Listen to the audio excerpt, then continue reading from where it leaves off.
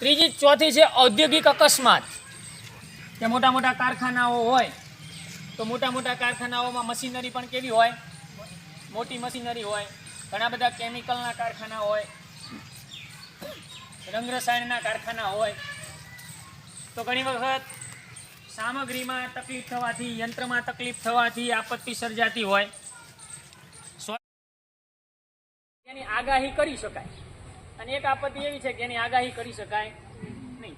તો ભૂકંપની આગાહી ન થાય, જ્વાળામુખીની આગાહી થાય નહીં. તો એ સમયે આપણને કાળજી રાખવાની, ખબર પડે કે આપત્તિ આવશે ત્યારે શું કરશું અને આપત્તિ પૂરી થઈ જાય પછી શું કરશું. માની લો કે ભૂકંપ આવે ત્યારે આપણે ધ્યાનમાં રાખ્યું કે પાટલીની નીચે જતા રહ્યા, ટેબલની નીચે જતા રહ્યા, ખુરશીની નીચે જતા રહ્યા, મેદાનમાં આવી ગયા, આપણે બચી ગયા. હવે આપત્તિ પૂરી થઈ ગઈ, ભૂકંપ તો જતો રહ્યો, પછી શું બાબત ધ્યાનમાં રાખવું?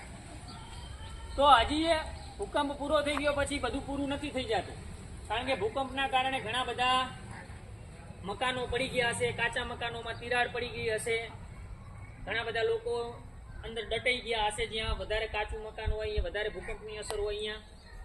તો એવા સમયે આપણે કાળજી રાખવાની એ આપત્તિ પછીની.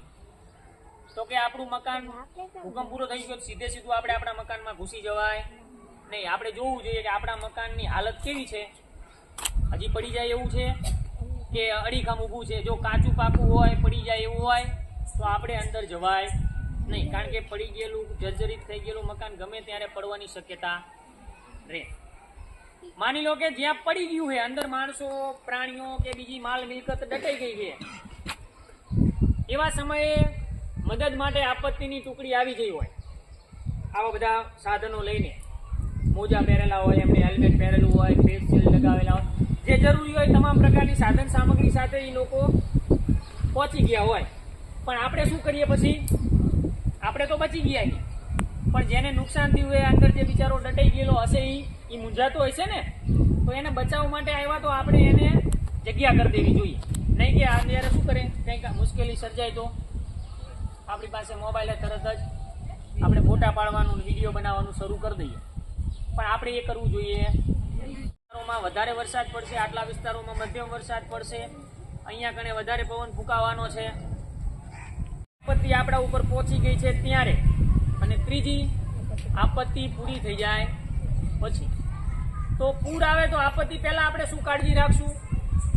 તો સ્વાભાવિક છે, પૂર આવવાનું હોય તો આપણે આપણી આજુબાજુના વિસ્તારોમાં જે ઊંચાણવાળા વિસ્તારો છે એની માહિતી આપણે રાખવી પડે પહેલાં, કે આપણા ઘરમાં પાણી ભરાઈ જતું હોય, આપણને ખબર તો હોય કે ન હોય આપણું ઘર કયા વિસ્તારમાં છે, નીચાણવાળા વિસ્તારમાં છે કે ઊંચાળા વિસ્તારમાં છે.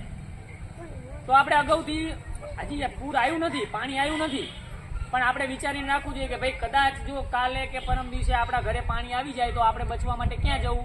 ઘરે ને ઘરે રહેશું ના. તો આપણે એવું જગ્યા નક્કી કરીને રાખવી જોઈએ કે ભાઈ અહીંયા કને આ મંદિર સારું છે, ઊંચાડું છે, અહીંયા ગમે તેટલો વરસાદ થાય તો પાણી પહોંચવાનું નથી, અથવા તો